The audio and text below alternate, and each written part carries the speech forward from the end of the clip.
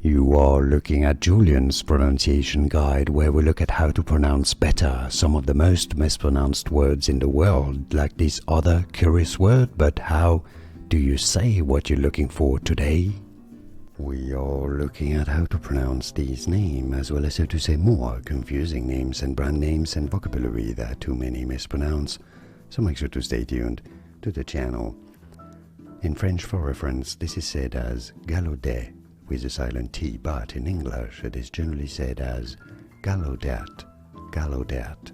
And now you know more videos for you here to learn more correct pronunciations like this video. If you found it useful, thanks for your support and thanks for watching. Here are more videos on how to pronounce more confusing words and names too many mispronounced like this video. If you found it useful, I appreciate your support. I'll see you soon and thanks for watching.